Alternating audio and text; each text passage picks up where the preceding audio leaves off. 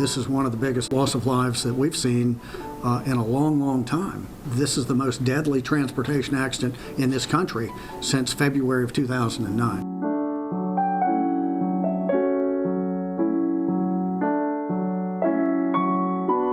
It was a horrific scene. It's something that words cannot describe. It's just shock. That's all I can say. You can't wrap your head around it. You just can't.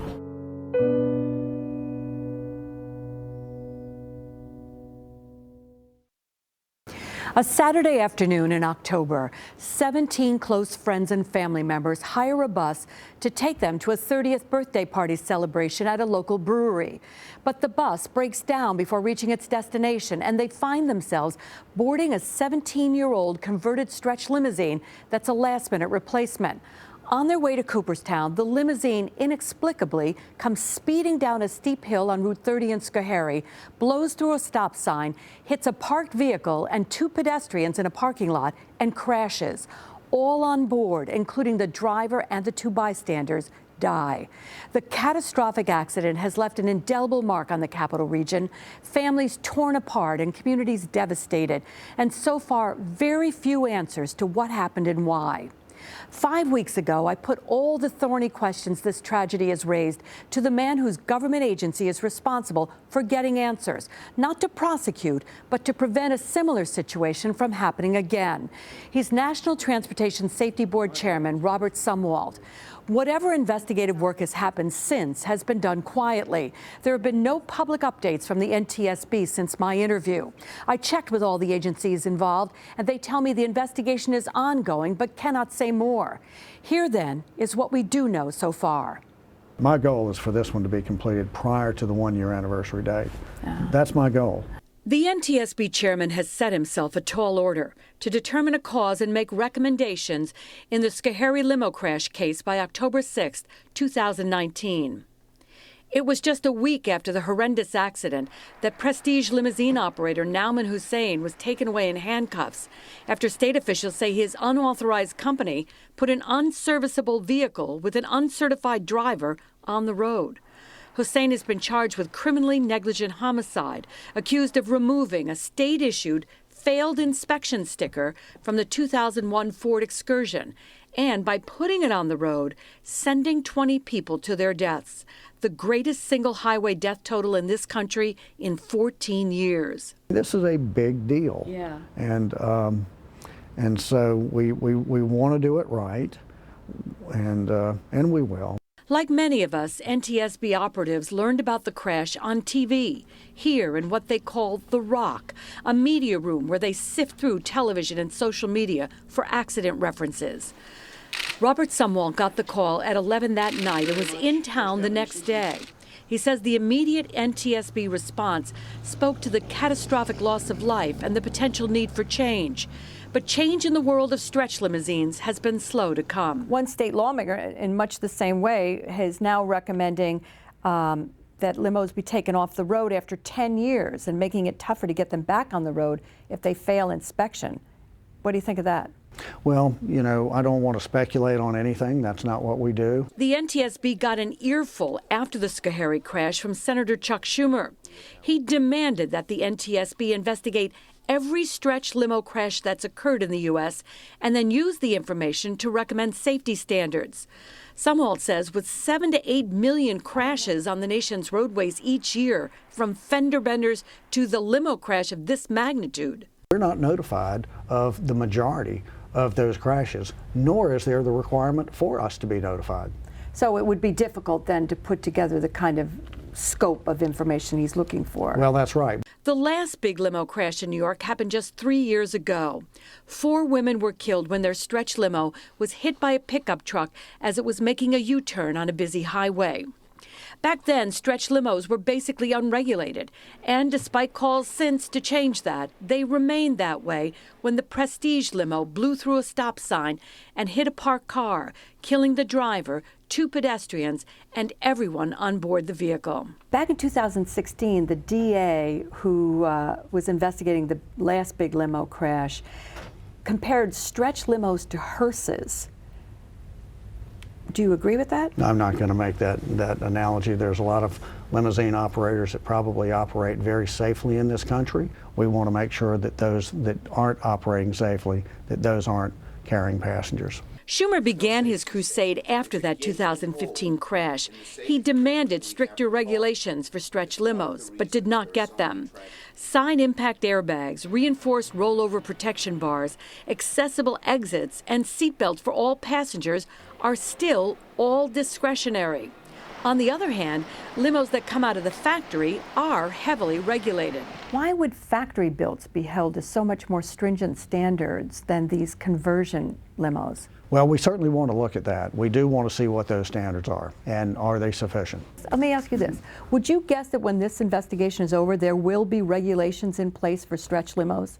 Well, our role is to investigate the crash and then issue safety recommendations. We're not the regulatory body. That would be the National Highway Traffic Safety Administration.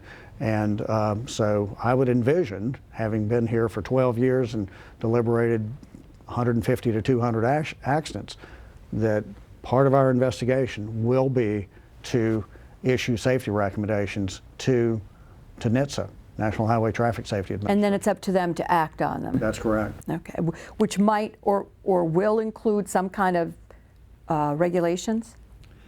Well, we would certainly hope that whatever recommendations we issue can be acted upon, and that's our goal. The NTSB chair doesn't recommend anything until he has all the facts.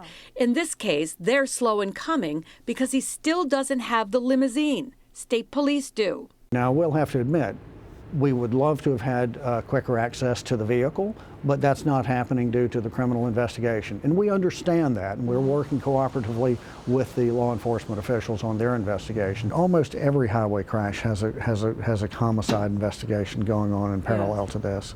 We don't want to get in their way. When he does get the vehicle, some of the pieces will end up here in the NTSB laboratory under the microscope. The goal is not just to figure out what went wrong, but what, if anything, should be done differently going forward. I would imagine that several components would end up here. We would like to have our automobile's brake components here.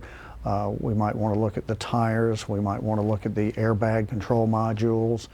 So I imagine that our research and engineering lab will be heavily involved in completing this investigation. And you mentioned the brakes. Is that a specific focus of this investigation? Really, at this point, there's no one particular focus, but it's just part of the entire process. At the NTSB lab, everything is a puzzle to be solved. As we always say, we're looking at the human, the machine, and the environment. And perhaps the biggest piece of this puzzle may come from inside the vehicle itself. Now, this is not a Ford Excursion, but when investigators begin to deconstruct the Schoharie limo crash that took the lives of 20 people, they'll spend hours poring over a piece of equipment located here, under the radio, on the floor. And it's a piece of equipment that was never intended to be an accident witness. We're also in possession of the airbag control module. State police introduced us to it early on. What would be considered the vehicle's black box. These are airbag modules from other vehicles. Here in the chip lab, there are several of them in different shapes and sizes. The circuit board removed from the 2001 Ford Excursion may prove to be the single most important clue to what happened on October 6th. Oftentimes, the circuits are damaged in a crash. The engineers in the lab go to incredible lengths to salvage them. The stories they tell are brief. They record for just 20 seconds. They record a short period of time of information just prior to an airbag deployment or a near deployment, and then a short period of time afterwards. And what secrets do they reveal? How much you're accelerating, decelerating, and you can get information about the speed, whether or not a seatbelt was on, and those types of things. Sumwalt does say if their investigation reveals safety deficiencies that cannot wait for a full-blown report, his board will recommend interim emergency recommendations for issues that need immediate attention. We don't issue recommendations just for the fun of it. Our recommendations are written in blood. But he points out the NTSB only makes recommendations, not law. Will people be driving around in unsafe vehicles for years before anything's done here? Well, that's really going to be a function of what the lawmakers do. 2 months later, updates on the investigation into the Schoharie limousine crash are still hard to come by. State police tell me the investigation is ongoing, that the limousine itself is still under the control of the Schoharie County District Attorney. The DA's office will only say that there are no new updates at this time because it is still a pending investigation. DA Susan Mallory told me a month ago the limousine is part of a search warrant that has additional legal issues. She could not say when it would be available to the NTSB. She did say that neither the defense nor the prosecution has completed its examination. I reached out to the NTSB to find out what they have been doing during the past 2 months while they wait for the vehicle. And the answer I got there is that they were still waiting on the limo and working on other parts of the investigation. I've been told they're looking at records and talking to people and continuing to examine the environment, as they call it. NTSB agents are still in New York, but we don't know how many or for what reason. They say no updates are planned and not to expect any kind of preliminary report card until at least next month.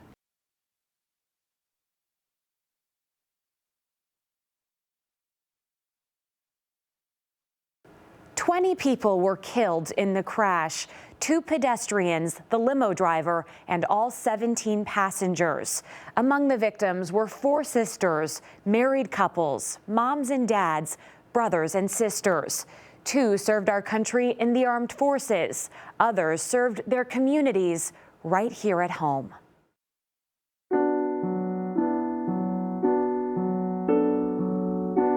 The 2 pedestrians killed by the limo, Brian Huff and his father-in-law, 70-year-old James Schnurr, were standing near their SUV in the parking lot of Schoharie's Apple Barrel Country Store when the limo blew through the stop sign, crashing into them and the empty vehicle.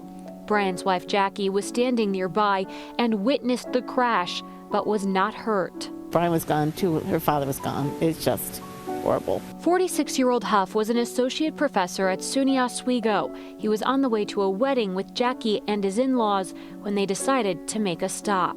Jackie's going to kill me for saying this. The perfect couple. Brian was involved with the local Boy Scouts and loved spending time with his 9-year-old son, Ben.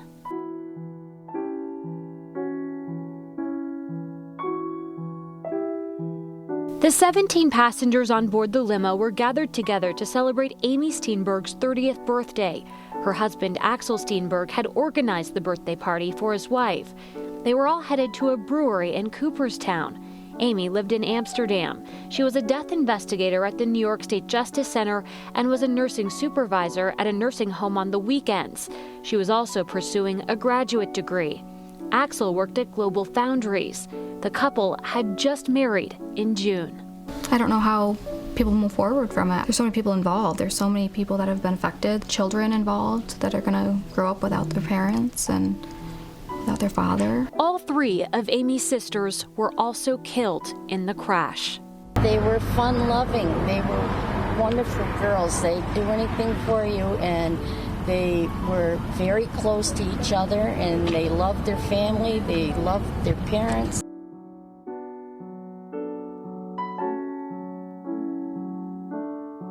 Abigail, the oldest, was riding along with her husband, Adam Jackson. She was 34 and taught reading at Lynch Academy in the Greater Amsterdam School District. She also coached her daughter's soccer team. That was my favorite teacher. I was always excited to go to school just to have her class. Adam, also 34, was a deputy commissioner at the Montgomery County Board of Elections. They leave behind 2 daughters, 4-year-old Archer and 16-month-old Elle. You can't wrap your head around it. You just can't.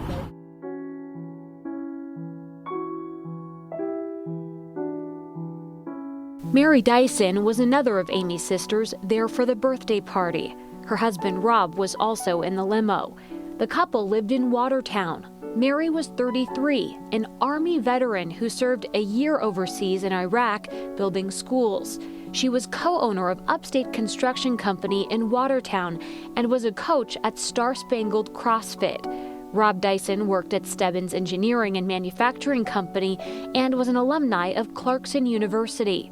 Mary and Rob leave behind a 3-year-old son named Isaac. How can God take away so many people at the same time and leave kids without parents?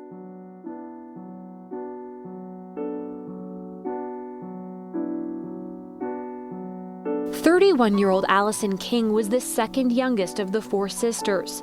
Allie lived in Ballston Spa, was a graduate of SUNY Plattsburgh, and had graduated in 2010 with a degree in speech communications.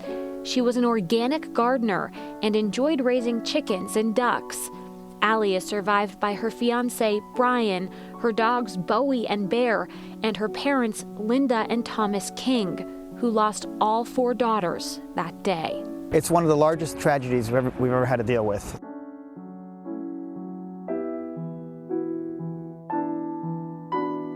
Rich Steenberg was the brother of Axel Steenberg, there to celebrate his sister-in-law, Amy's birthday. They were really good brothers, I'll tell you. They were always there for me. Anytime I needed anything, they were always there. They always had my back for everything. Rich was father to a 10-year-old daughter, Aubrey, and a 14-year-old stepson, Owen.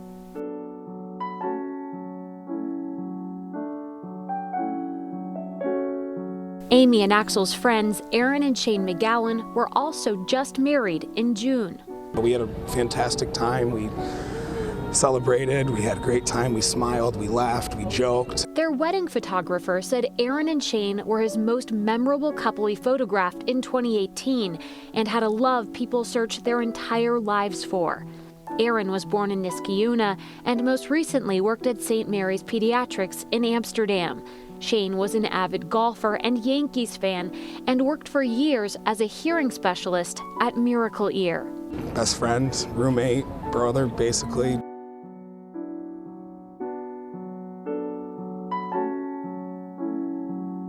"29-year-old Amanda Rivenberg was a graduate of Colony Central High School and graduated from SUNY Plattsburgh in 2011. Her family says she touched many lives through her work as associate director at Living Resources, where she helped people with disabilities. Amanda was the calm in a sea of chaos, craziness. Amanda kept everybody together. Amanda is survived by her parents and 3 pit bulls, Hazel, Jada, and Banks.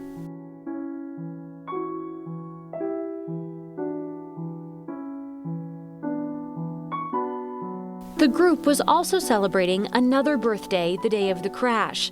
Sergeant Michael Yukich turned 34 that day and was on board the limo. He honorably served his country as a combat veteran in the U.S. Marine Corps during the Iraq War. Back at home, he worked in security and for GameStop. His family says he loved to help people. Everybody's so close in this area that everybody knows everybody everywhere.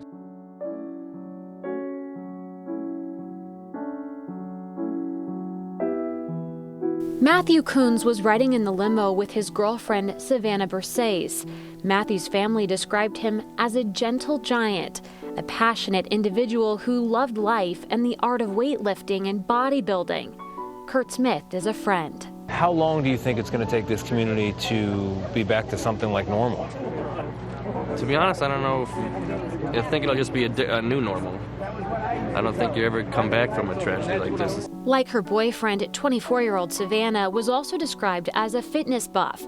Savannah had graduated college on a sports scholarship with a bachelor's degree in political science and business administration. Working a full-time job through school, her family says she was saving up to move to Texas and begin her lifelong pursuit of a law degree.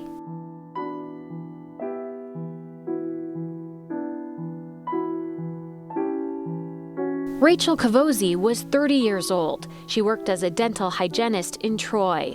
She'd volunteered at a yoga and health center in Massachusetts. A cousin described Rachel on Facebook. She gave me so much guidance, and even though she was the younger cousin, I looked up to her and often sought her advice through my life.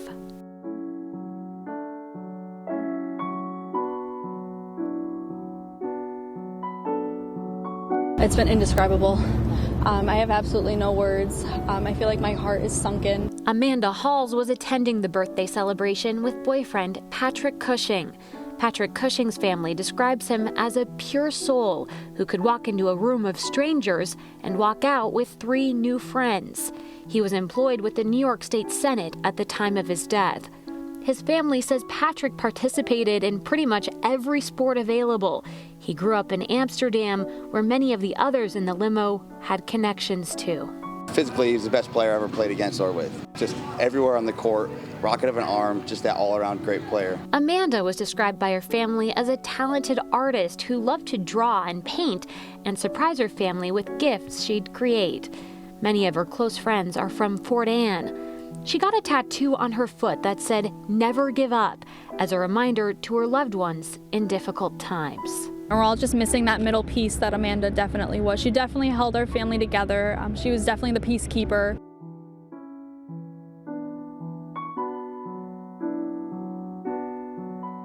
The limo driver who was also killed when the limo continued past the Apple Barrel parking lot was a twin. I spoke to his twin brother over the phone. He's just very easygoing, always thinking of, the other person, hardworking. Scott's brother told me Scott took his job as a driver very seriously and had driven tractor trailers and dump trucks in the past. He grew up in the Bronx and most recently lived in Lake George. He had a son and daughter and a loving relationship with his wife Kim, who spoke to CBS News after the crash. It has been so difficult because I think about him every day. According to his obituary, Scott had driven for a Prestige limousine company for several years. The obituary reads, "He will be greatly missed and forever loved."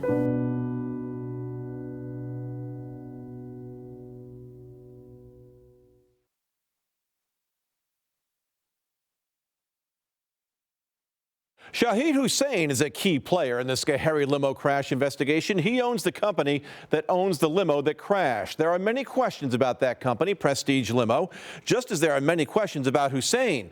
He has a long and notorious history here in the capital region. He took center stage at one of the biggest trials in Albany in decades. He was the informant who helped prosecutors convict Albany Imam Yassin Aref and pizzeria owner Mohammed Hussein of terrorism-related charges. Seen right here holding a rocket launcher. He posed as a wealthy arms dealer in the terror sting operation. It was a trial that transfixed the capital region and introduced Shahid Malik Hussein to television news viewers. Malik, who is an FBI informant, was argumentative, defensive, and oftentimes flustered during cross-examination Tuesday. Hussein agreed to work as the FBI's undercover informant for a reduced sentence after his conviction in a Department of Motor Vehicles scam that he created. As a DMV employee, he was charging people to help them cheat on DMV exams. He later went undercover again to help federal prosecutors win convictions in another terror sting, this one in Newburgh, downstate. It was later made famous thanks to the HBO documentary, The Newburgh Sting. Hussein went through a tumultuous bankruptcy for which he faced fraud charges, and then he became the owner of a limousine company. We can confirm the name of the limo company. It's Prestige out of Saratoga County. Through police and our checking of state records, it quickly became apparent that Prestige Limo, which owned the stretch Ford Excursion that crashed in Schoharie, played fast and loose with the rules of the road. A history of failed inspections in the months before the Schoharie crash. The vehicle has been inspected in the past and has failed inspections. As the days passed and the investigation continued, we learned that the limo company removed a failed inspection sticker from the limo that crashed. New York State DOT tells us, quote, "The department inspected the crashed vehicle, placed the vehicle out of service, and affixed a sticker to the windshield, ordering that the vehicle not be used. The owner-operator of the vehicle removed this sticker and intentionally violated the law, and as a result, one of the owners has been charged with criminally negligent homicide." That owner, another member of the family. Shahid Hussein was back in his home country of Pakistan, so his son Nauman was running the company. It was Nauman who was arrested and charged. My client, not guilty, does not want sympathy or pity from anybody.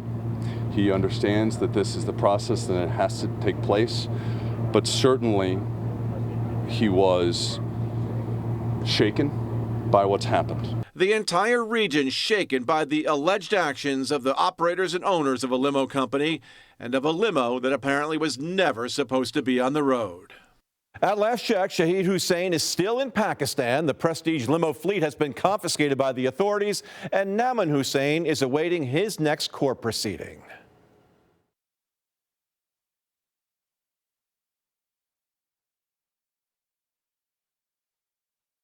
The man who was operating the limo company at the time of the crash right here has been charged and pleaded not guilty in connection with the crash. As the criminal case continues, civil lawsuits are also moving forward.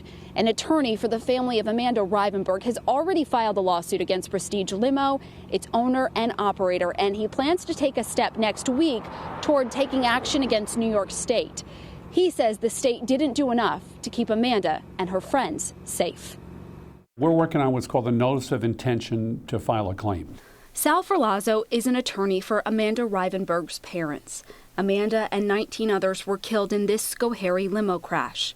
He says that notice of intention that he plans to file next week will give him more time to gather information about the road where this crash happened and any interaction the state had with the limo company and the vehicle itself.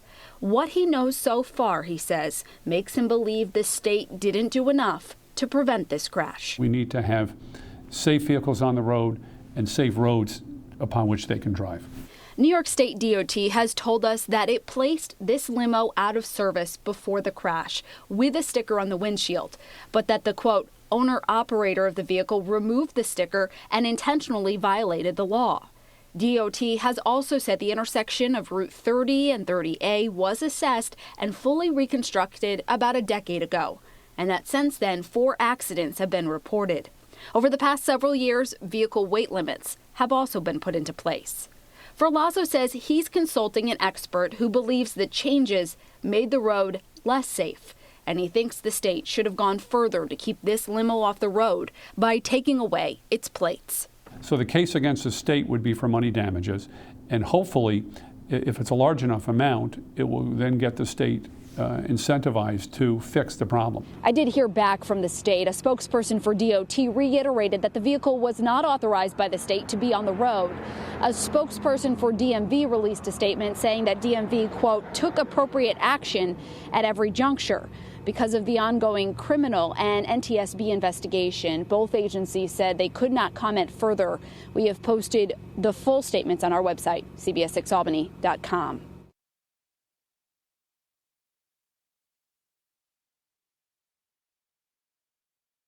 The crash in Schoharie is at least the 3rd recent deadly accident involving a limo. As we mentioned earlier, 4 people were killed when a limo made a U-turn on Long Island and was T-boned by a pickup truck in 2015. And in 2014, a limo van carrying comedian Tracy Morgan was hit by a truck. Morgan was seriously injured and his friend was killed. This latest and most deadly limo crash in Schoharie has turned the spotlight on safety in the industry. Safety is our major priority here. David Erickson is vice president of Premier Transportation in Albany. Days after the deadly limo crash in Schoharie, Erickson told CBS 6 what customers can look for so they know the company they're hiring is safe. He says vehicles should be no more than 3 to 4 years old, so an older limo like the 2001 Ford Excursion involved in the crash should be concerning. That's a major red flag.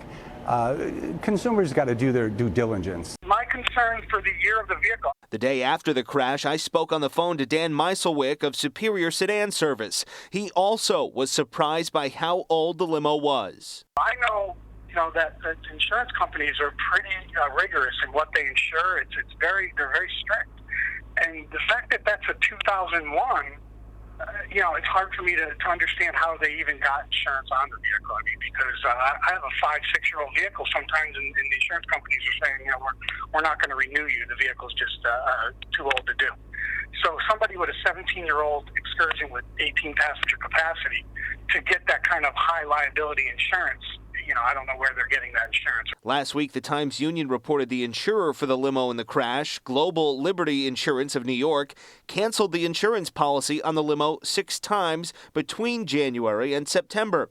CBS 6 also uncovered Prestige Limo, the company involved in the crash, had 80% of their fleet declared out of service and not authorized to operate after 5 inspections. Once repaired, Erickson says those vehicles still can't go back on the road right away. It has to go through the inspection all over again. And the safety goes beyond the vehicle. Erickson tells CBS 6 limo drivers are also scrutinized. He says a reputable company will do criminal background checks on employees and also randomly drug test chauffeurs. So how can people protect themselves? David Erickson recommends doing a check on the company and looking up their online profile with the federal DOT, because he says their inspections are even more stringent than the state's. It's precious cargo. Lives are very precious, and it's nothing to be taken lightly.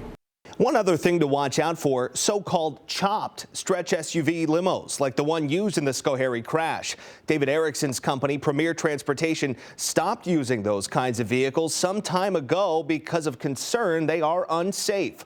A representative with that company tells CBS 6 these stretch limos are modified to be larger after the factory, adding a lot of weight to the vehicle, but without enhancing the braking system to ensure the vehicle can stop safely.